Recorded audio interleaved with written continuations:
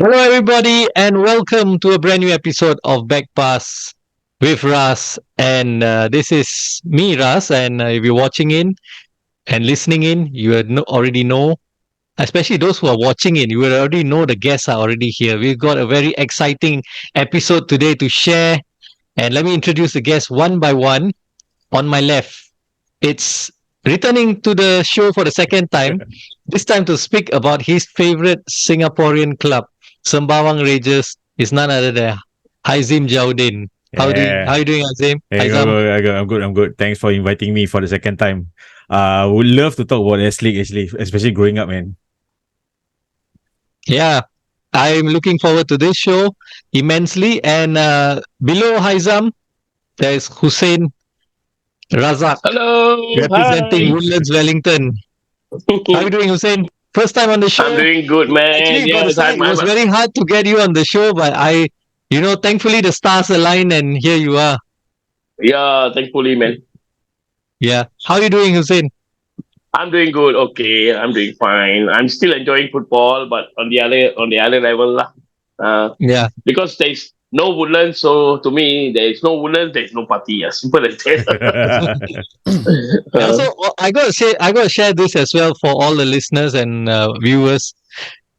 Haizam and Hussein support European clubs. They are very rare. Very rarely supported. Even though in Haizam's case, despite the recent success of his club, he's still rarely supported. It's Manchester City for Haizam. We had a episode with Haizam covering Manchester City in the days before all this glory and the oil money lah. yeah, before the oil money, you can always check it out on Spotify and YouTube. And Hussein here is a supporter of Wolverhampton Wanderers, Wolves. So these two have something else in common. A rare football club that they support. And last but not least, our expert panelist, ex-journalist, author as well. For the third time in a row now on the show, after appearing in two shows in collaborations with our friends, the Bola Bola show, where we spoke about the Malaysian League in the 90s and the Malaysian national team as well in the 90s. Now this time speaking about a topic close to his heart, the S League. Gary Ko, how are you doing? Hey, hi Ras, good to see you again. Hi Hussein, hi Haizam. Hi, See the two great northern rivals together at the same show. Yeah, I wasn't the expecting northern rivals actually. together on the same show. I wasn't expecting it actually, to be honest with you, until I saw the menu today. I was like, hey, I'm playing with Hussein. Is that the great Hussein Woodlands Wellington? Wow, Indeed it so is. So, wow, what a let's just compliment, yeah. Pardon?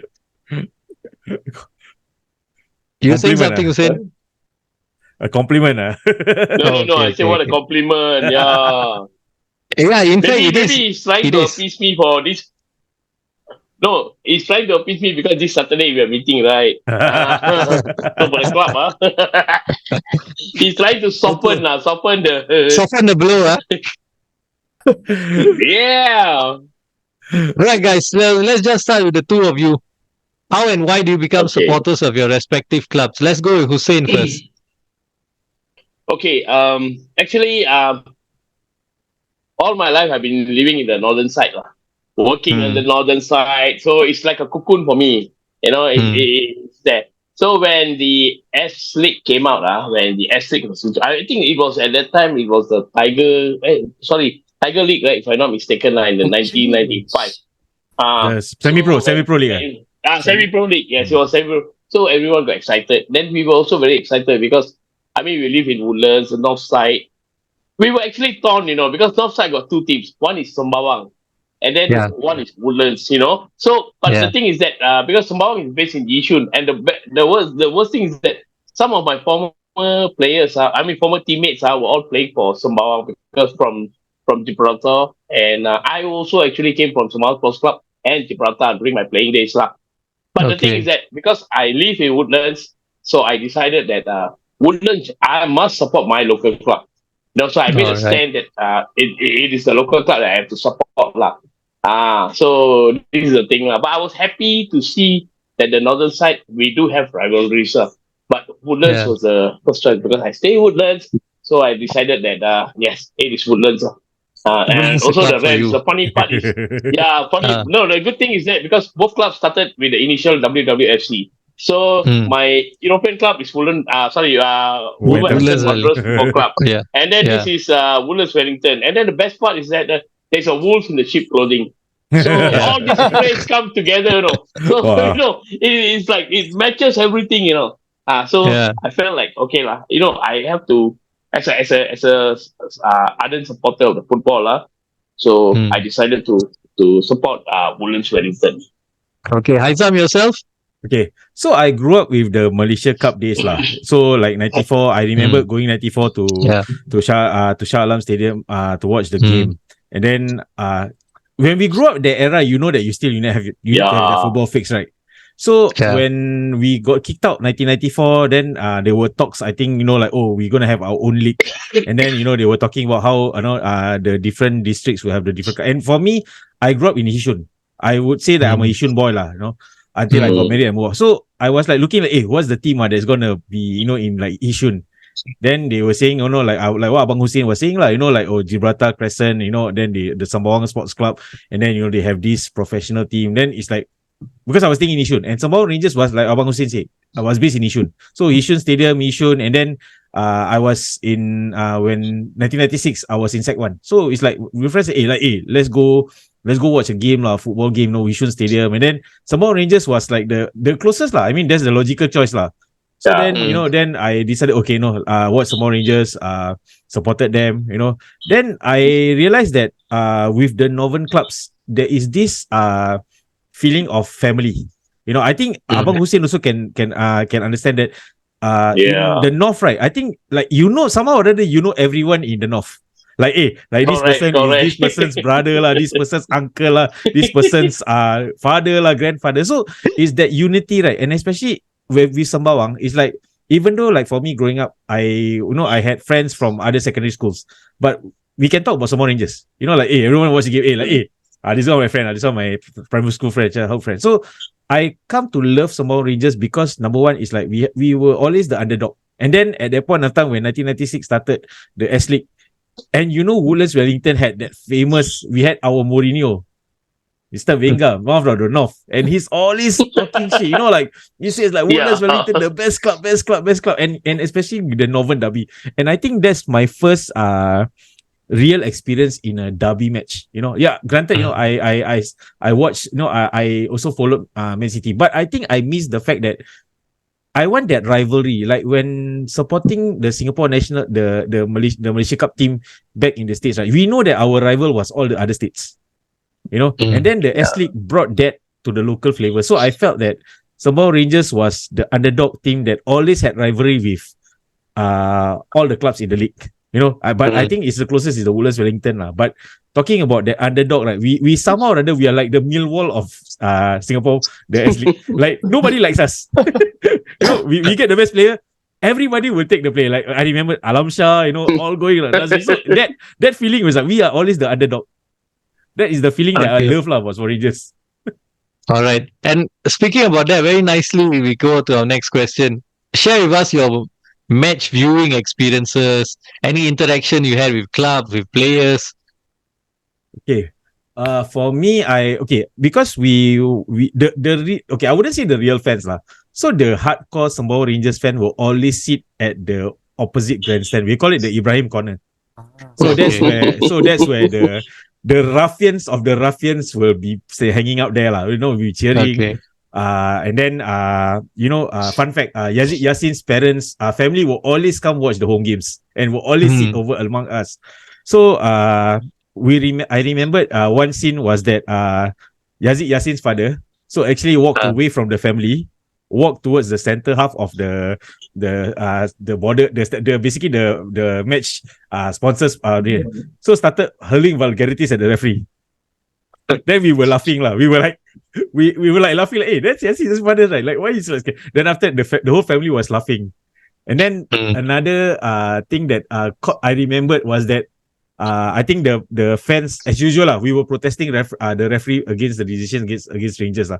So we saw someone actually throw a packet of nasi lemak into the pitch. Oh, literally? yeah. So we were like, what flying was like, what? Like, that passion is so real, like like you are eating, and then we saw that flying packet of nasi lemak just flying through, like Wow, this person really damn angry with the result. Were there full houses in those days? Oh, Tough to get tickets. I wouldn't say tough to get tickets, but I think back then I can agree that attendance, we could fill the stadium. Definitely. I mean, maybe average we can get maybe 2,000 spectators. I mean, because there were also the instance of the Singapore Post betting But then again, we know that we have fans who will watch the game. And then I think I would really say that time when I was in secondary school watching Sembawang Rangers, I think that was the golden age of the S League. I feel that's a good age, because I remember that we had the live viewing, live show of the games. They set up scaffoldings and then they had camera. And I remember Daryl David was one of the commentators for one of the presenters. So I felt that golden era of football in Singapore was very evident in the, like Abang Hussain said, in the late 90s. 96 from the start till 99 before the millennium. All right. Hussain, yourself, your experiences? Oh, okay. I think when we launched the S League, right, I think the marketing was very well done because they have, they have like those, the food truck, right? But they have this kind of truck that for each of the clubs, they have their own merchandising, and they market outside the stadium. So this one has actually attracted a lot of interest, for people. So those people who had bought the merchandising of the clubs and all, they show their affiliation, which is really something very encouraging. People go there to get the jersey. People go there to get the scarf. At that time the scarf was a bit limited but what I know is that caps. Then there was those pencil cases. Cups, pencil cases, and then the other thing is that the books, the sticker book, like something like the Panini sticker book. I still have the first edition, but I don't know. God knows where did I put it. It's somewhere inside my store, but I couldn't find it actually. But I know it's inside my store, Anyway, match experience is basically like what Haizam said, There will always be controversial fans and fans clashes either after the game or before the game. At that time, it was a real headache. Honestly, it was some of them actually carrying weapon, And we had there was especially Jurong, notably Jurong, Woodlands, and this Sembawang . What a coincidence! All three clubs also went off. But they do because they have a section of people who just go there like hooligans. They want to create trouble. But overall, the match experience, like what Haizam said, 2,000 plus. No, it's 3,000. I remember it's all more than 3,000 at that time. There was a couple of times people, especially in Woodlands, they went up the roof, because they couldn't get the ticket. So they went on top of the roof and watched the game, because Woodlands, the stadium. Yeah, you see, because it's on top of the hill. Yeah, I remember. So the roofing, it just sits what do you call it, lower than the actual every other stadium. So they go up to the roof, But police came at the same time. But these fellas are all stubborn They just don't care But that's what I say. The experience, real passion, because at that time you had good foreign signings, all marquee signings foreign signings are very good. And I also appreciate people like Wenger at that time, because when he introduced players for Woodlands, each and every one of the players if it's a foreigner, either they went on to bigger things or they become naturalized Singapore citizen. So to me, you look at players okay, you have the Croatian connection. Then after that, you have the Serbian connection. Then you have, over the years, the African connection. These are the people that they come and then they actually play to the gallery. They also perform. At that time, the S League was really tough, I tell you. With the array of stars in Woodlands also, you still could not, match some of the clubs, like especially Geylang International. Geylang had World Cup players, And Fandi. Fandi. Not only Fandi, the what do you call it, the Iranian players, Mohammad Kapo, Hamid Rizai they came to Singapore to play in the S League, and then got the recognition to play in the World Cup. So you can imagine the intensity and the game itself, the performances and all. Everywhere in the island, everyone is just what do you call it? Talking about it. And then the best, I think the most memorable one was the one that we met Geylang International in National Stadium. The game was actually scheduled in Woodlands, but unfortunately because of the crowd demand, it went to National Stadium. There was more than 35. There was more than 35 to 36,000 fans actually came. That was the biggest. TV. I think it's on TV. Right. Yeah, it was. Yeah, I remember it was on TV. And that was a quote. That was one of the most famous quote that Wenger said. Was simply amazing. He said, "Well, no, 1,000 fans came to see Sundramoorthy. The other 34,000 came to watch me lead the team." That's the thing. That's the thing that I love about Wenger. Like Wenger is, if we compare him to the legends of football now, right? He's really the Mourinho kind. Like he speaks his mind, and he actually back it up. Like he's not afraid to court controversy. That's the thing that I love about him. But I'll be honest with you lah. He's very close to me because he's also somehow or other related to us lah. The thing is that sometimes he will talk shit lah. Sorry, I have to say this. But I also sometimes have to put him in place and tell him to just shut up lah. Because you don't create a lot of things. There was a time when Tiong Baru was around. So he said, no, TB is a disease. We are the these are irritated. I think Gary, this irritated the TB. Who is the player? The guy who coach Tiong Baru. He lodged a complaint, He lodged a complaint. Robert Albert, yes. Match. He said all this, no. So I told him, I said, you bloody hell, you create so much of problem for everybody, But that is the thing, because he is more into the English, being a Derby County fan, right? So he actually absorbed that kind of tradition to him. He loves Brian Clough's quotes. So he uses all these quotes, and then to create all this. They create a lot. I still have some, but I cannot remember. It's not in my head right now, But these are the best experience that I've actually encountered, And this one is something that when we saw the younger children, something like Haizam's age and all, then I realized that football will be alive, because there will be more and more footballers will want to follow that path, Okay. Gary, now coming to you. How did he end with these two clubs? Share with us. Actually, I will begin with Sembawang Rangers, which is a bit sad because throughout Sembawang's years in the S League, the chairman was Charles Siahan. And they had a very good, it wasn't just the underdog, but they also had one fabulous Thai contingent in the 2000s. Please don't remind me. Tawan is that legend, man. Oh yeah, I caught up with Tawan recently when his Bangkok United came down for the Champions League. Oh, nice. Yeah, then Tavachai Dambrong Otranku, Vitaya Lahaku was also the technical director. That's when you saw the No Alam Shahs emerge as well. And somehow after 2003, they just disappeared or it just shut and he has never revived since, which is in a way a pity. Because when I interviewed Tawan in 2007, he still remembered the Sembawang Rangers fans, his time in Singapore. Yeah. Okay, so just 2003 disappeared like that. After 2003. Oh, that's a pity, really. That's a final year in the Yeah, because I heard that what happened. Given, no reasons given at all, officially or unofficially, anything that you can share. Gary?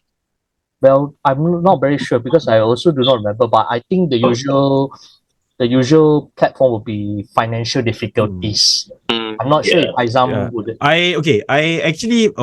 What I understand was that financially Sembawang was bleeding Financially Sembawang was bleeding badly. So that's why if you look at it, the players that Sembawang had was always the kind where they train the players for the other clubs to just pick. The final nail in the coffin was that I read somewhere that Sembawang Court was actually I remember reading it somewhere that they were supposed to actually sponsor Sembawang. Because remember at the point of time during the last lap of Sembawang Rangers, we didn't have a sponsor. Yeah. So Sembawang Correct. Cup was supposed to actually come into the picture. Until okay, this is very controversial. I heard that Woodlands Wellington was pulling some favors. I think Venga also had the point, but I might be wrong. Sembawang Cup went to sponsor Woodlands Wellington instead. So that was actually that final nail in the coffin. Then I think it was bleeding way too much for Sembawang to actually sustain, and then they just disappeared. Interesting fact. There was one time actually I kind of like have those friends of mine who wanted to revive Sembawang Rangers. So we wanted to do something like a fan trust lah, like followed the English style. So we were reading about it. So when I contacted FAS, so FAS said that Sembawang Rangers actually is okay as the branding there is still there, but it's inactive. But then they have their debt which amount to $1 million if I'm not wrong. This was many years ago lah. So I felt that okay, you know what, it's very difficult to have that idea lah, because they were interested. They were, hey, like how you guys were doing it, I wanted to do it. So I was just like saying this lah, like it may not me or may not work, but we could have given it a try lah. But then after hearing that debt of $1 million, right? I mean that outstanding. I feel like it was a very it was a tall order lah to kind of like revive that name lah. So I can understand what Gary say lah. The thing is that financially it was about, you know, it was only a matter of time lah. Okay. And what about Woodlands Wellington, Gary? Actually, what happened there? Woodlands is actually a sadder story because the decline began especially once Sembcorp pulled out of Woodlands Wellington in 2010, if I'm not wrong. And correct. New chairmanship, I know Hussain once had a protest against the chairmanship of, I think, Jekan Jiapao and Shashi Kumar was the head coach. And subsequently, when Bill Ng had a second club, which you and a few Woodlands Wellington fans were protesting and had over the years until recently been working hard to keep or to revive that Woodlands Wellington name. So I think after 2012, Woodlands Wellington disappeared and has not returned since. So with the end of Woodlands Wellington, although we do hope eventually Woodlands and Sembawang do revive, because there are some fans who do want more local clubs. But sometimes financial realities do impact, and also the commitment of whoever is bankrolling the clubs, who wants to bankroll the clubs, the commitment has to be there. But is Woodlands coming back? I hear this rumor that Woodlands is coming back, or they're taking steps to return. Is that true, Hussain? I think Wenger is trying to revive Woodlands Lion actually.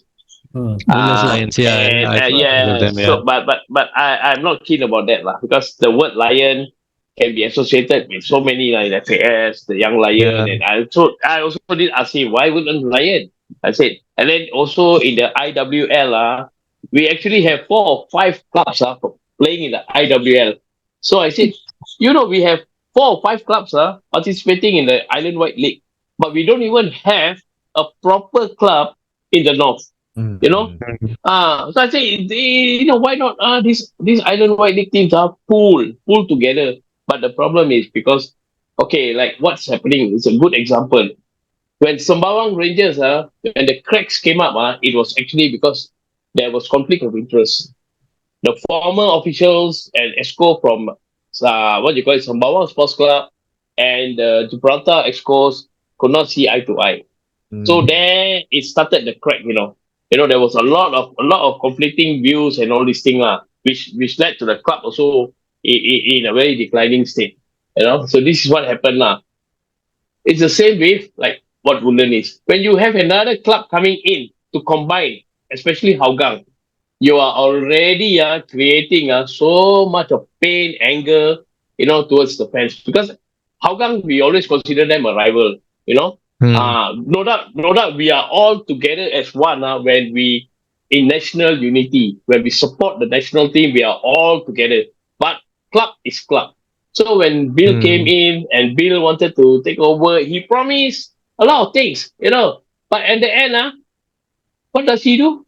He just take up everything, So we felt very bad. We felt very hurt. So we fought for it, 4 of us actually fought for it. we went on to the higher ground now, but I won't mention where lah.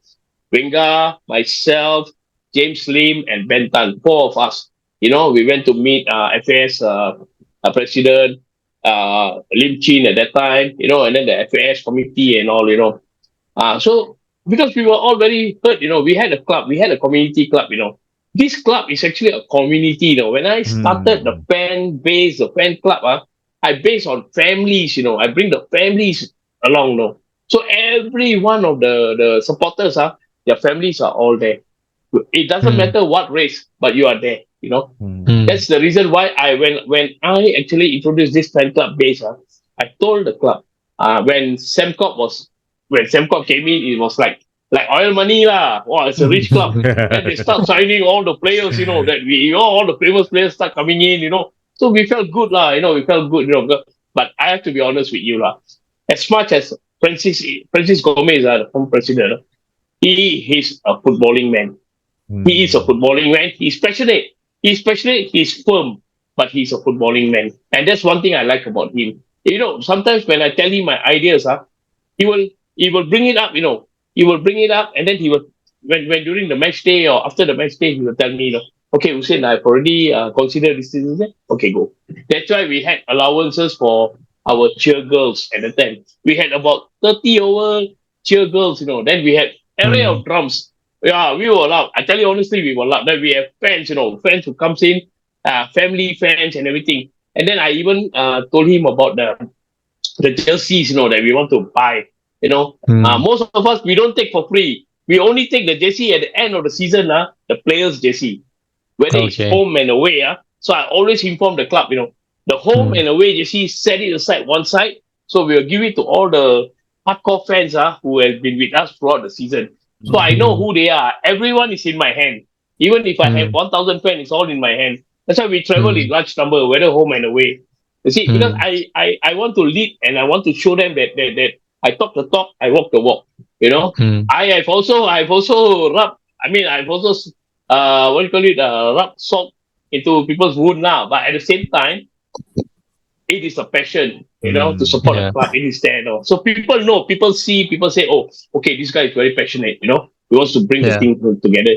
Sometimes I break a bit of rule here and there, but these people, they cannot accept it one. So always look at me as the bad guy But that's the thing because we always believe that if every club has this kind of passion, you can sense that the league will get more and more exciting, and people like Gary will be scratching his head how to make reports, how to check and balance, it's all this but that was a fun thing Okay, can I just ask you guys about the players? Like, who are your favorite players to watch? Haizam, okay, for me, from your club, Tawan was the ultimate lah. And then and also the Ibrahim corner, me and my friends, we always we had this one player, Ramesh. I can't remember Ramesh. So he's always playing in the wings, and then we always realize that he always have no stamina throughout the game. So we always like to disturb because we saw him before smoking outside the stadium after the game. So it was like smoke some more. Then he always laugh. Like that laugh is an acknowledgement that even though it's kind of like that banter of insult to our own player, but he knows that the fact that you have fans who recognize you. I think that's something that nowadays I think is very hard to it's not very organic. If you look at it, it's very organic. Like, you get to find out about the players, and I think for Sembawang, the players will always hang out at block 848, this coffee shop, Teh Tarik beside McDonald's. So they will always like hang out for late supper after the game, and then fans who walk there will acknowledge them, and then they will make small talk with them. So like what Abang Hussain said, it's a community. Football in Singapore, S-League especially, is a community. It's not it's regardless of race. It's actually for family. It's for people. You imagine like, okay, there's a game, you're staying in Yishun, there's a game at Yishun Stadium, Sembawang Rangers, get the family, come watch the game together. After that, go have late dinner and whatnot. So that is something that is very organic, and you cannot replicate it by marketing or whatsoever. And the fact that you come watch a team where you stay, that's already a huge bonus, Like you relate, like, okay, like Abang Hussain, grew up in Woodlands, Of course, he would not be supporting somewhere a club in Jurong, what, So at least that local pride that this is my hometown club. As for me also, like, I grew up in Yishun.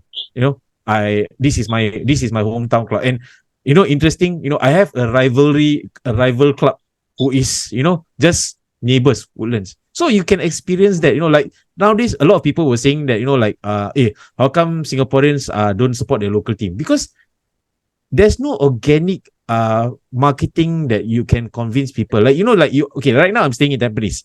But because for me, my affection with Sembawang Rangers is so huge, I cannot see myself supporting Tampines.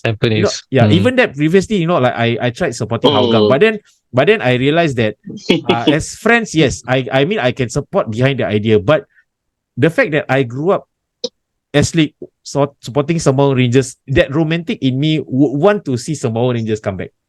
Yeah. So it's really hard for me to feel like, even that time when Sembawang Rangers left, people say, hey, go support Woodlands Wellington, like I can't bring myself to be like how to do it? Like I've been supporting Sembawang, and I remember growing up hating Vinga, like really I hate Vinga because okay, this is a personal experience. So I was in Yishun Town Secondary School. So Yishun Town at that point of time, we never had a soccer field. We don't have a football field. So the nearest football field was at 300 plus behind the police station. The police station. So that time the school team was practicing there.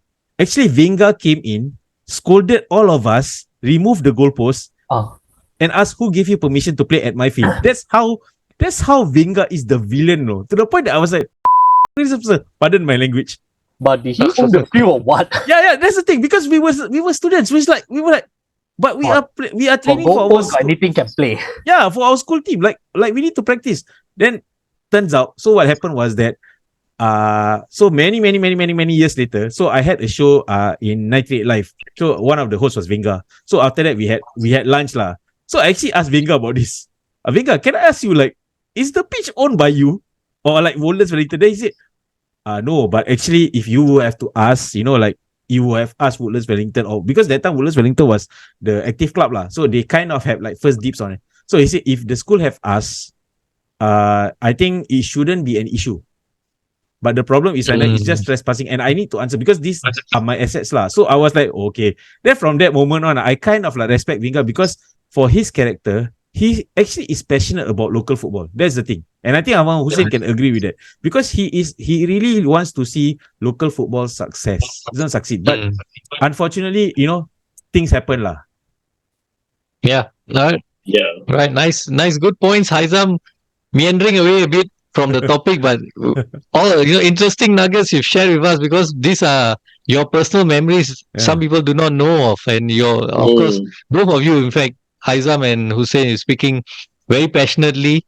Hussain, quick one on the players that you've witnessed playing for Woodlands Wellington. Who are some of your favorites? I think there are two lah. The local player is none other than Nasaruddin Sawardi. Also known as Kuda. Okay. Kuda. He's a very passionate bowler. He's short lah. He's very short player, very stout player. And they call him Kuda lah because he used to, his parents all used to work in the stable in Turf Club. Okay. I think he's also there. But he's currently now still doing coaching lah, for academy and all.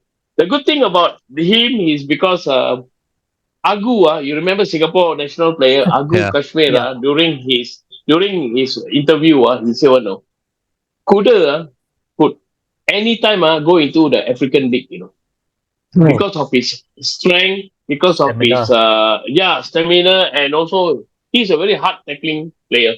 He's short, stout, but very hard tackling, and that's what I like about him. That's what I like about him. The favorite foreign player has to be Tang Gyo-yun from Korea. He has always been my favorite player. Even the others are all better than him. But what I like about him is that whenever he scores, he will run to us and he will show the passion. And then after the game, he will come back after the game, he will come back to acknowledge the fans, and also this is something that I like. These are the two players. These All are two right. players. Okay, Gary. Now going on to another club. Unfortunately, I couldn't get a fan for this club, but this is actually the most successful Singaporean club right now in the history of S League. Correct. Still, despite being out of the league, it's SAFFC. So tell us the story about SAFFC, the rise and the fall. Well, actually, SAFFC was formed as a professional entity for SAFSA, Singapore Armed Forces Sports Association, and from its beginning until somewhere in 2013, SAFFC always has the backing of the Singapore Armed Forces, where they point the resources, and at one point even allowed national servicemen from other clubs to join them to do the national service and also play for SAFSA, SAFFC when they're in the military. Although that does not exist anymore. The only club that has this privilege is now, unfortunately, Young Lions to take in all the NS fellas. Yeah. So from there on, actually, they began very impressively with a very solid set of Croatian players from Velimir Krajan, Yuri Aris, even strong local players like Reza Hassan. V. Selvraj was already at the club, Lee Man Hon, and they had Steven Chan in the beginning. Later on, you have Tan Kim Ling. And they were actually very dominant in various periods of time, save for a short period. Home United in 1999, Tampines Rovers 04-05. But the decline, I think, began to surface after the 2010 season, after they played in the second successive AFC Asian Champions League group stage.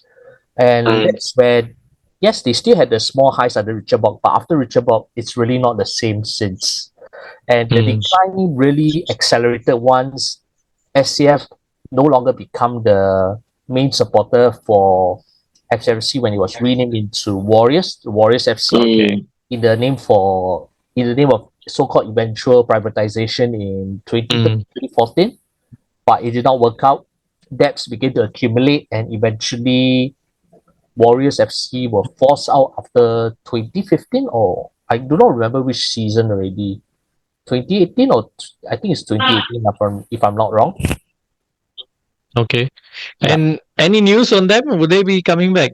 This is from my own understanding, from what I heard from a few on the grapevine. Warriors FC will be welcome back, but they must exclude one particular official from the management before they are welcome back. Oh, okay. So for them, it's not an issue of debt then, debt clearance. No, they have debt. Actually. They have okay.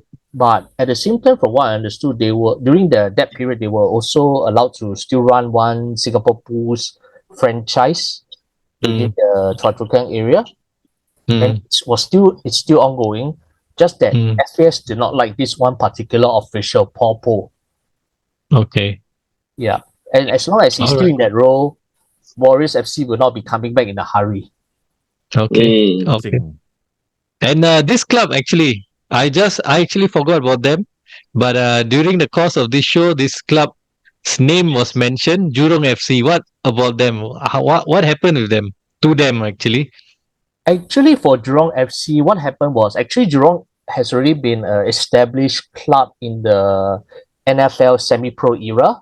It entered only in 1997 after they upset Balestier Central in the Singapore FA Cup quarterfinals in 96.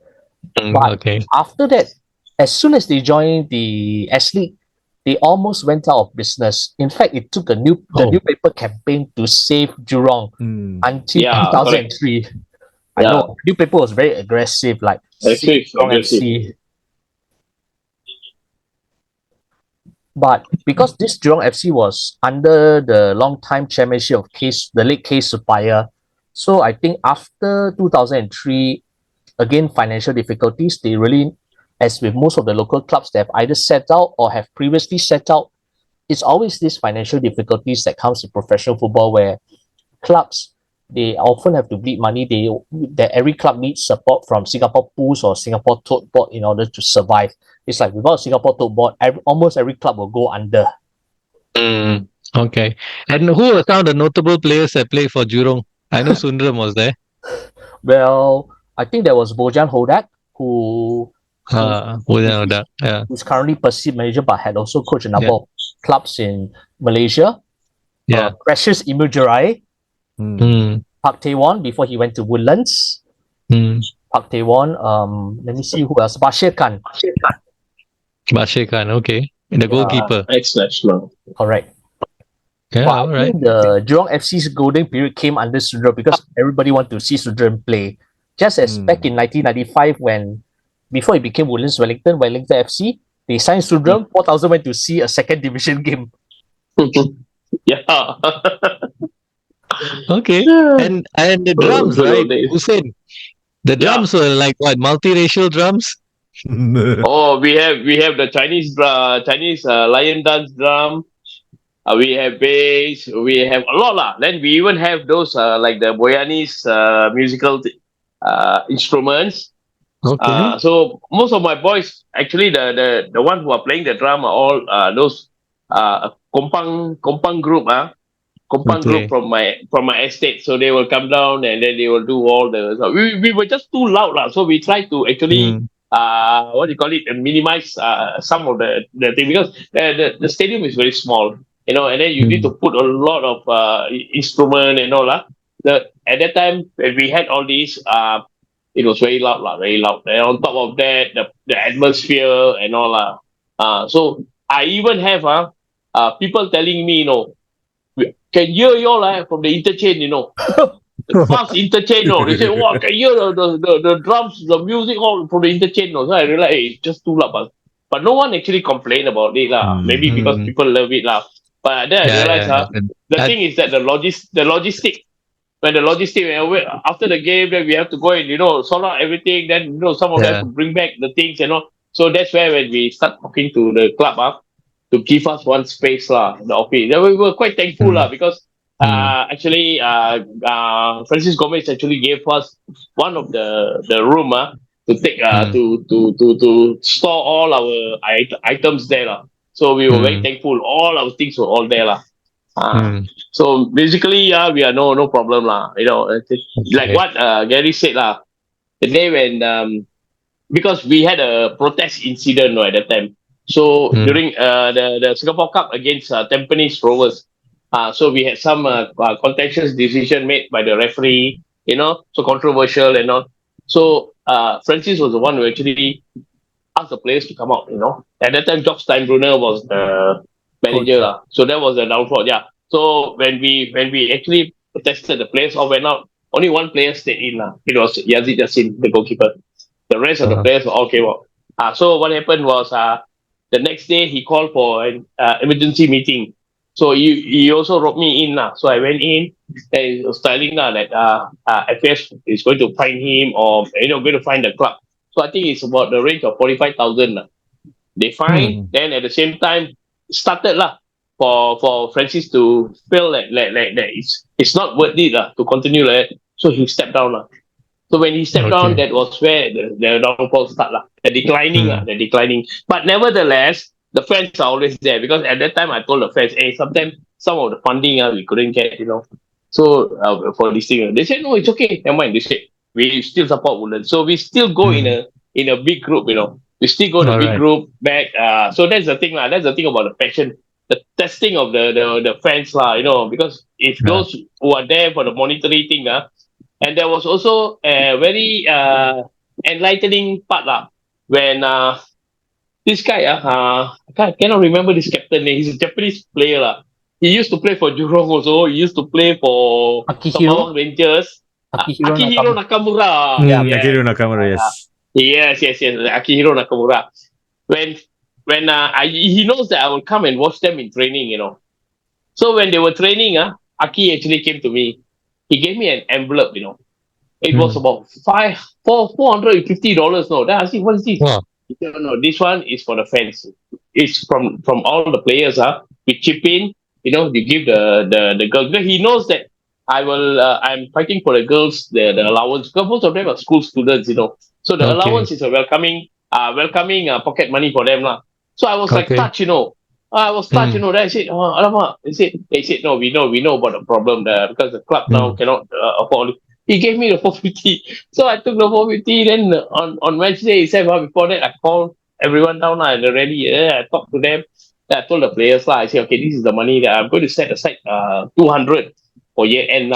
Maybe we do something well. The rest we give it to the girls. So the drummers, the boys are all very supportive. They said, no, it's okay. Just give to the girls the allowance. So we set aside 200 for the end of the event, right? So I chip in also my own money. Then we had a get together, fans get together, and the players get together at the beach in Sembawang Park So we had a get together So the good thing is that what I love about Woodlands Wellington is that the parents whether makcik or the uncle or whoever they all chip in also, and then we had a potluck So they bring food, everyone so every time when you come to Woodlands Stadium you don't have to worry about makan. Makan is there. Half time you can see makan. One is makan. Second one you can see all the children under the age of 10, 11 playing football for the last the half time, 15 minutes. All they want is that 15 minutes the 15 minutes of football. At one time FS official actually told me this is not allowed. Then I told him, I said, please, the kids are here only for one thing. Okay? They are here for the 15 minutes of free money. So when the players go in, half time, they will play. Whether there is 30, 40 fellas out there, they will run, they will chase the ball inside the pitch. They wear school shoes. Some of them from school, in the PM session, they come back with a school uniform. They still chasing the ball and all. So that 15 minutes is the one that actually pull most of the adult fans into the stadium. Wow, nice. You see? So nice. the parents came. Because they know what? Okay, my son, alamak, sure won't be coming back. Even some parents told me, I know my son won't come back today, match day. So they came. So they came. So they all came together. So we built up, a lot of rapport, a lot of communication with them all. So this is where we actually generate a very family-based community club. Okay, all right. And the reason why I actually asked you about the drums was because I heard Jurong FC had their Indian drums that will go on in the stadium. Actually, everyone have So mine actually donated to Geylang, and then the balance one are all stuck in Hougang Stadium because at that time when they took over, right? So Hougang I let them take it away because they can use whatever. All right. Okay. Gary, now let's talk about teams that have changed names. So first up, Police FC. They became known as Home United. So what's that? Actually, why that name change? Well, Police SA was actually formed as the professional subsidiary for. Police FC was formed as a subsidiary for the police force back in '96. But I think when they moved to Bishan Stadium in '98, they also want to reflect the broader nature of the Home Affairs Ministry. So we renamed it to Home United in 1998. And I think it lasted until 2020 when they became Lion City Sailors. Alright. So that is, but this one is still straightforward. The second one is also straightforward. The second one is my club, Balestier Central to Clementi Khalsa. So these were two separate clubs. Correct. So Balestier Central was again formed from Balestier United, which still exists, in 1996. Clementi Khalsa came in as a separate entity at first in 1998, I think. 98 until 2003 when it merged to become Balestier Khalsa. It's still the only, it's the first merger that the clubs have in the professional era. And after that, they have stuck their name since, although below the SPL level, you now still have your Balestier United, you still have your Singapore Khalsa Association playing separately. But the most complicated is actually the one that is now the present Hougang United. Yes, correct. Okay. Because they have Marine Castle, Sengkang, Punggol, and now Hougang United. Marine Castle's case is actually quite interesting. Like this, they were supposed to join Jurong in 97, but they suddenly pull out at the last moment. But they eventually returned in 98. So between 98 to 2002 or 3, if I'm not wrong, because I don't remember, 2003, 98 to 2003, Marine Castle were in the league. 2004, there was a blank period, and in 2005, there was a Paya Lebar Pongo. Paya Lebar Pongo that actually actually, even by today's standard, they're still better than this season's Young Lions. I mean, they only had 4 points out of 30 over games, but their players' commitment and I mean the competition was also tougher then. So, I mean the 2005 Paya Lebar Pongo were beaten the 2023 Young Lions a lot more easily now. A few decent players, but there are a lot of raw ones as well. So after that, Marine Castle returned and they merged with Sengkang, Paya Lebar Pongo to become Sengkang Pongo. And then from Sengkang Pongo, the rebranding to the present Hougang United to reflect the place that they are at. I know it's very confusing how the merger, the name and the remerger and all that stuff. Yeah, right. Okay, but I mean, it's fair enough that because of where they are, it's called Hougang United, because previously they were playing in Hougang Stadium and the team name didn't reflect where they were playing. So I think now, I think it's fair enough that it's called Hougang United. Russ, this is where add something. Do you know that Geylang United nearly became Bedok United in 1996? Yeah. Oh, no. Yeah. No, I didn't know that. Well, this was what I found out from a friend who worked at the club later on, because it was supposed to be based on locality. So, but then again, Sembawang Rangers didn't become Yishun Rangers also. If not Power Ranger. No.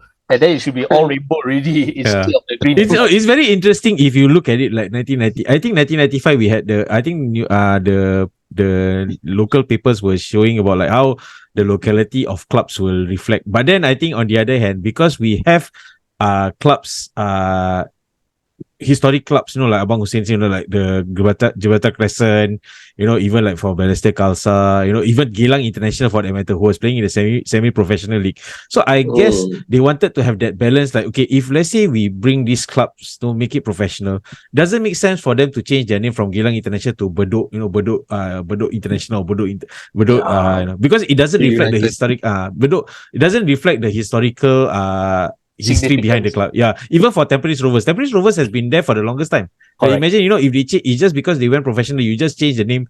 It doesn't. BG. It's going to be very weird, in that sense, So I can understand what Gary meant, like when Bedok. I'm not surprised because if they went through that, it's going to be super weird, like Bedok. Bedok United,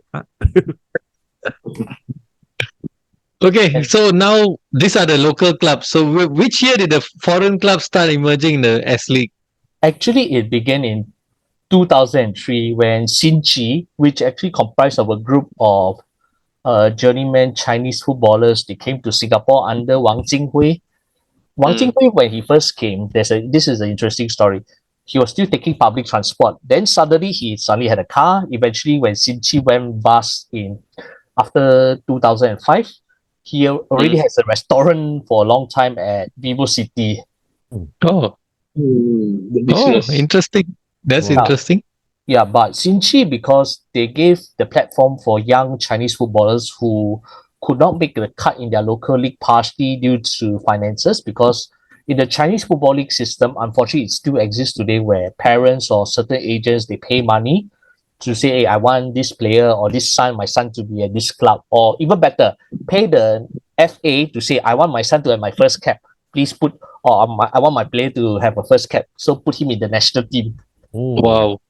Yeah, that's the Chinese football system.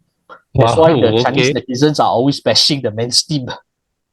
Right. That aside, it also provided the platform for Qiuli and Shi Jiayi to actually become Singapore national team players. Yeah. And I think there's one former Xinji player who played for Paya Lebar Pongo as well, if I'm not wrong, in 2005. Yeah. All right. And you guys, Haizam and Hussain, which was your favorite foreign club in S League? I was interested. Yeah, Super 8s. It's like that's like the first Korean. Was like, wow, like Korean lah. And the best part was that they came into the league, right? The name is not even a representative of any locality. Like I remember because they played in Yishun Stadium. Correct. But because the thing is that it's so jarring that like this Korean club and then in Yishun is a community. Like how are we supposed to get behind this club? So I felt that it was interesting, but it was doomed to fail, to be honest with you, because compared. I mean, they thought they could do the Emirates Niigata model, But then again, Emirates Niigata was situated at a place where the Japanese community was strong. Was strong. So having Super 8s and I think Super 8s didn't do much community connection with the people around the stadium. So it really felt like a failed project, just to filler the community of Sembawang Rangers, the team that side. I understand where you're coming from, Haizam. Where Super 8s are concerned, or the Korean Super 8s, I think the first year was a total disaster because you had a out-of-date chairman coach, out-of-date chairman coach Hong In-woon. You got several players who are so raw that you wonder why are they even here in the first place. It was in 2008 when Jong Kyung-jun came in. Jong Kyung-jun, he had played one season at Home United in 2006, had also played for DPMM, but he had also played for established K-League 1 clubs during his playing career. So he brought in players who were in the second or third division. He knew what he was doing with the squad. They almost won the league. But the fact that they ran into financial troubles in the second half of that season, they, in a way, handed the league title to SAFFC in 2008, that year. They were that good. They were that good. And that's where a number of them eventually went on to play for other clubs as well. 2009 was a weakened squad, partially due to salary constraints. But I wouldn't want to disagree with what Haizam was saying. Yes, I think to what he sees that there's not much outreach, which I do agree, even though I think when they were doing okay, Lee Biwa, the MP for the area, Lee Biwa, was helping them a bit. But I think the localized version that they wanted, that Albirex finally had for next year, was what they wanted in 2010. The localized team of, say, 4 foreigners, Jong Kyung-jun as a head coach, then the Koreans 4, then you got locals coming in. But unfortunately, FAS refused and gave the thing to Etoile and Beijing Guan talent, which I will talk about these two later. Hussain, yourself, which was your favorite? Not really favorite lah, but I think a very interesting club was Sporting Africa when they came in. Sporting Africa is all hardcore. They bring the voodoo. They got shaman. I think Haizam knows lah. But the good thing is that they introduced this kind of hardcore support, and they are also very tough footballers lah. They are tough footballers, they're very tough.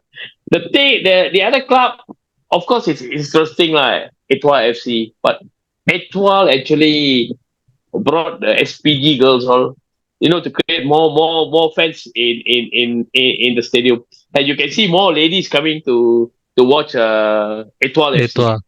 Etoile, because a lot of French, Suave players, so the SPG girls will start coming in already, Those days, local league, they never come. But suddenly you see, whole bunch of all the SPGs are there also, lah. So, but at that time also, when they play with us, also, we always disturb the SPG girls, lah. We tell them, lah, you don't know what you're doing, lah, whatever. You only come to watch the players, lah, this and that. But at the end of the day, I think Sporting Africa was a team, lah. But unfortunately, they also ran through a lot of financial difficulties, lah. That's the thing, lah. With all these clubs, the thing is that when they go down, it's all because of the financial things. Sometimes irregularities, the mismanagement. These are the things that happen. Otherwise, today, otherwise today, the case of Sporting actually is a bit of naivety from the local management. They were a bit naive. That's right. Yeah. That's a sad thing, lah. Because the standard is there, lah. If we are really going to focus to make our local league, our local league was one of the top 10 in Asia, at the time, and then when we actually play the AFC, you could actually see the big crowd, and even though the teams lose in a small margin, you're playing with a Korean elite club, you're playing with the Japanese elite club, so at that point of time, we have the team, we have the team there, we have the capabilities, we have the structure, but we could better fine-tune the thing, but we did not, I mean, not we, lah, they did not. We saw the vision, we saw the vision. The day when we won the Suzuki Cup against Thailand, can you imagine, we became champion in 2011, I think. 12, I The think. next year, 2012, sorry. The next year, where did we go? We went back to Malaysia Cup. We went back to 2 steps away. Okay. At that time, the fans were all, we were the hardcore fans, we were very angry. Because people were talking, the outside in the street, people telling, I want to support my local club really now. Wow, my local. Because they know that the passion is that Singaporean, they may be supporting European clubs, True. But if you give them a good run of money in this ethnic competition or whatsoever, I tell you, they will come. They will come. You ask Haizam in 94, Malaysia Cup final. We went all the way. There were more than 40,000 Singaporean, that actually travel, to Malaysia for the Malaysia Cup, So you can imagine the intensity, and the excitement of seeing the team doing very well. It's like every club that are doing very well now, you will definitely have a lot of fans. But by the same token, you will also have some clubs with fans, but they may not win anything. They may not win any silverware, but they will always be up there, giving a run for the money. That's the thing, lah. We couldn't sustain that, lah. So that's where we are now, lah. Today we are here. All right. Gary, what's the legacy left behind by these foreign teams? Okay. I think I will go through the individual clubs one by one on it, then followed by the collective, especially from one country, China. Okay. For CG, I already mentioned they had left us with 2 Singapore national team players, Qiu Li and Shi Jiayi. Yeah. Sporting Africa, they were quite exciting, except the goalkeepers. The goalkeepers were totally hopeless. Yeah. I remember that. They have individual flair. They had the speed, they had the tenacity. A few of them actually were snapped up by other local clubs after their disbandment. If I'm not wrong, one of the Sporting Africa players in 2006 had appeared in the Toshiba commercial as well. Okay. Udo Fortune, I think, if I'm not wrong. Yeah, one of the players had appeared in the commercial, Toshiba. Then Super Reds. Super Reds, the thing is, the impact is more limited. They had decent careers, and like Sporting Africa, a number of players went to local clubs, but nothing more than that. Yeah, which is a bit of a shame because 2008 was really one of the best foreign teams you ever see. I think if you had a 2008 Super Reds squad at the Etoile of 2010 or 2010, that would have been quite a contest. Okay. Yeah. Etoile, they had especially their first season, they had good flair of players. Their coach Patrick Bali actually also loved the country. He eventually went on to coach at Tanjung Pagar. And unfortunately, the thing is, under the chairmanship of Johan Gotterfangers, he unfortunately led the club to financial ruin. Yeah, all financial ruin there. Correct. And because Etoile wanted to stay on for 2012, but they had said that if Johan was appointed the league chairman, they are going out. They refused to continue. And they actually refused. That was how bad the relations among the French people were, where Johan was concerned. Otherwise, the French were provided something that would have brought certain value to the league. Then you have your Chinese club. I already mentioned Xinqi. Liaoding Guangyuan unfortunately got more infamous due to the corruption or Kelong scandal. Then you got the Sporting Africa also, right? Had some scandal. Super Reds also. Okay. But these are all never publicized. And I mean, they are not charged in court. But let's just imagine where you can do you can kelong the game through Singapore pools. That's all I'll say. I mean, I will leave it to your own imagination how they do it. Okay. But that's how one day, this one I can say, I think the Super 8 players got severe training the next morning after a midnight raid, internal raid on their apartment where they found so many betting slips in the rooms. Okay.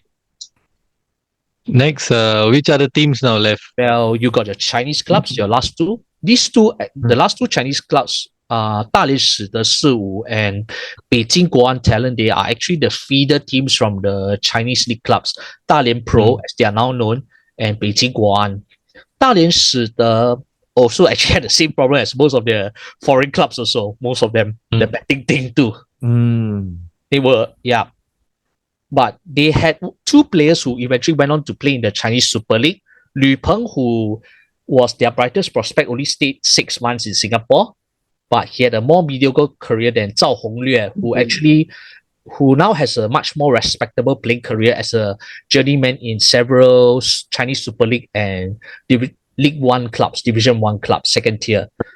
Beijing Guan is where actually it's supposed to be the most promising, but they were using Singapore as a testing ground for that. Oh yes, and before that there was also Harimau Muda, who played for 4 years as part of the 4-year agreement, but I'll go on a bit on that later. Beijing Guan talent, they are infamous for the mass MMA fights in Jalan Besar Stadium. The world-class MMA where you got almost all the players and officials fighting. Also, even one of the started by Khairul Nizam. I know Fairoz Hassan broke a Chinese player's nose. Fairoz Hassan. Then actually 3 of the players who got 1-year ban, one of them, Su Poyang, actually eventually went to play in the Chinese Super League, facing against the then super expensive imports such as Tevez, Hulk, and company. Then a number of players went on to have league careers. Li Tixiang is currently still in the Chinese Super League club, Zhejiang FC, playing in the Champions League this year. Zhang Xite, who played 6 months in Singapore, he escaped the mass fight. He actually became a China international player. So they were actually developing a group of promising young players for future careers in Singapore. But after that fight, everything went kaput. Then now you have Harimau Muda. Actually, Harimau Muda is one of the more reluctant foreign clubs. They are clean. In the first season, Ong Kim Sui, you got Fadli Shah as captain, Mahali Jasuli, Wanzek Haikal, and a lot of other players who went on to play for the Malaysian national team. Unfortunately, I think they felt rather bored and decided to go to Slovakia, so it became Harimau Muda B that took over those slots. Because I remember speaking to Datuk Ong Kim Sui, who mentioned that the foreigners in the league back in 2012 were competitive, but not so the locals. I mean, not helped by the Lions 12 lah. As the rest, all the best local players were playing for Lions. Not 12. really. Hassan Sani refused to play because of studies. Hafiz Noor never got called up.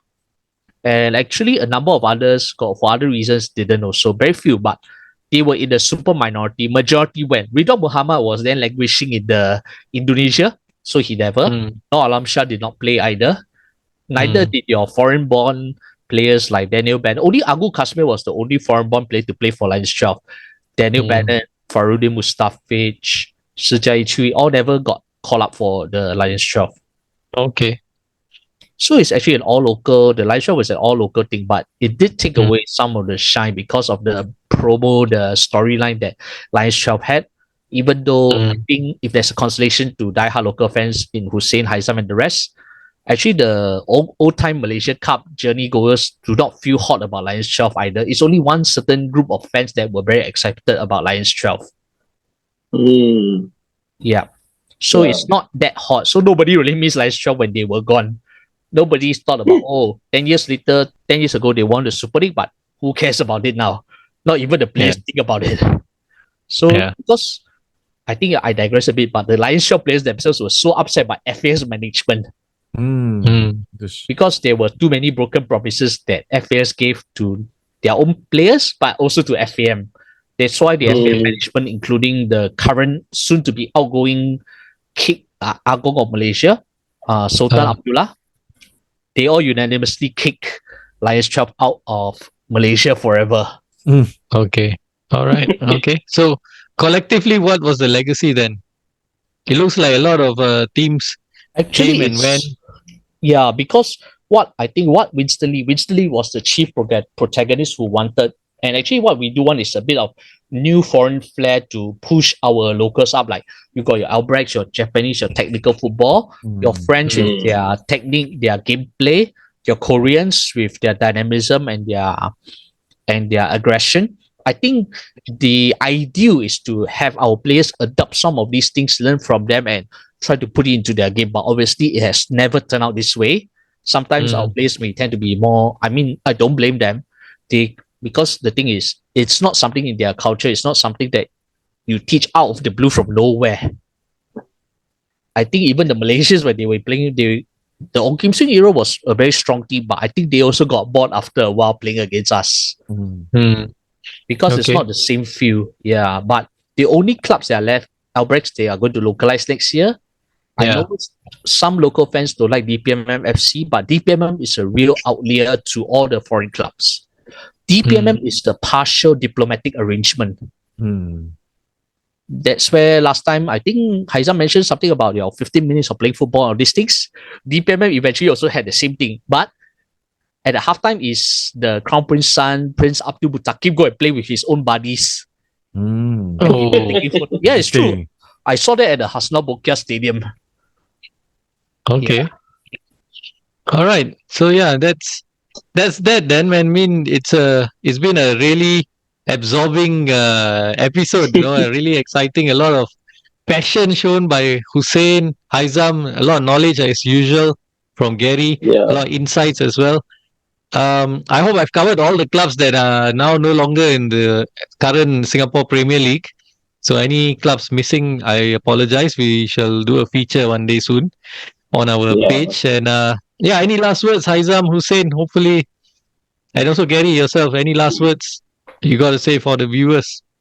Actually, where Haizam mentioned earlier about the fans from the local clubs, and once he moved to Tampines, where he didn't feel the same way when he went to Tampines Stadium to watch. I think Haizam meant the old Tampines Stadium or the current Tampines Hub. I think for me, I'm a purist because the Tampines Hub doesn't feel like a stadium. Because library stadium. Yeah, it's I mean just like a library. Yeah, no offense to some Tampines Rovers fans, but I think the idea of or Geylang for that matter, because it's a sharing stadium, right? But the idea of football being a community game for the people, especially in Singapore's context, is really something that we hopefully the authorities look at it because like what Abang Hussain said, the S League started as a league for Singapore football fans. That's and the idea that it's a community for family, people staying where they are staying to watch the team they are playing in their in the constituency. It brings out that passion where it's possible. But the thing is, right now is that where do we go from here? Because there's a lot of start stops, or even 2 steps in front, then 7 steps behind, that kind of scenario. So, or when a club shifts from Stadium A to Stadium B, like the Tampines Rovers before their move, they also had a very passionate set of fans. I know usually last time they had the open end, where they got one group of fans, like I think those fans at Sembawang Rangers, at Issue Stadium, they also like to scold and curse and all that, generating laughter at the stands. So that is something that if the authorities understood, that is possible to do. Because like Abang Hussain said, 3,000 fans on average for games, it's a possibility. It happened in 1996, and you can't blame the European football for diluting, football in local football for that matter. Because if you sell the idea proper, if there's an infrastructure, I'm sure that people will look at it like, hey, you know what? Let's watch. And I think nowadays, the Singapore Premier Football League, we have fans who are watching the game. Making a family affair. But I think the marketing infrastructure could be done better. Bring that history, bring that history, tell a story for fans to get behind. And bring back some of the merchandise as well to create some hype. Precisely. That's the thing. And get big size merchandise, please, for the love of God. Don't subject it to just XL. Like people like me, I cannot use XL for sure. I need 3-4 XL. All right. Hussain, any last words? It's been a pleasure having you on the show. Thank you. No, to me, I just felt like it's currently a very major disappointment because if you look at the top of the FAS hierarchy, nobody is trying to think out of the box. Everybody is inside the comfort zone. And then you look at the club's games. The only club that is currently you look at the club that is currently being in a very exciting mode is Lion City Sailors. You see, they can bring in the fans, So to me, it's like if you can get more forestry kind of people in and tell them, hey, adopt a club like how the Japanese are doing. The Japanese way of doing is we all adopt. If it's in their region, in their prefecture, they will if it's a Matsushita, then Matsushita will sponsor will be the major sponsor. If it's Honda or Toyota or what they combine, then they are all co-sponsors. It is something like that. We need to get the major sponsors in. We need to get these people. Okay, you adopt a club. You take this club. Even if let's say people like Bill Ng, he got some consortium group of companies, combine the resources and bring Hougang, to another level. You look at Hougang fans every week, week in, week out, they are wailing inside the every Facebook, and these fellas are basically they also have passion for their club. So it's the same with others, At the end of the day, you need to listen to the fans, the people they know, what they want, and market it, make use of the opportunity. But if you talk about 13 million, 16 million on an annual revenue, then forget it lah. Don't talk so much already lah. Where other clubs, other associations are giving 100 over millions. That is the way to push it. I mean, be firm now. Okay, let's say if you really want the sports to go. Otherwise, you will never see. It will be stagnant. No? Yeah, I want to chime into what Abang Hussain say lah. Everything is linked up. Our recent national team performance. Correct. If our infrastructure is not there, we can't look at our national team improving anytime soon. Unfortunately, this is reality. Yeah. Because if you look at it right now, our structure, our footballing structure is a upside down triangle because we are so focused on the national level, international level, but we forgot that our grassroots, our base, it's non-existent. So there's no support to it. How are we supposed to find players to make up for that team? To improve the team. When our league itself is already, I wouldn't say dying a slow death. It's just that there's so many changes that it's very hard for fans to kind of relate. The fact that you have to share stadiums, it's already a ridiculous idea lah. To be frank lah. But I think maybe because they thought that was Inter Milan and AC Milan way of doing things. And then the other one is what? Genoa, and what's the other one? Sampdoria. I think for a time also Juventus and Torino at the Stadio d'Alpi also. Yeah. So that I know that's quite common in Italian football. Yeah. All right, guys. It's a wrap. Thanks a lot for sharing your experiences, your memories. I think that's vital. That is really, really beautiful memories you've shared. Those will remain with you forever and ever and ever, and will never die. So I think maybe someone listening into this show might be able to relate as well to what you have shared because they experience the same thing as you. They might have their own experiences. If you have your own experiences, please feel free to share it with us when we have posted this episode, of course. And Gary, thanks a lot once again, man. Hope to have you on the show. And in fact, the same goes for the other two as well, Haizam and Hussain. Hope to have you on the show on a different topic. And it's me, Ras, now signing out. Thank you, Ras. Thank you, Gary. Thank you, Haizam.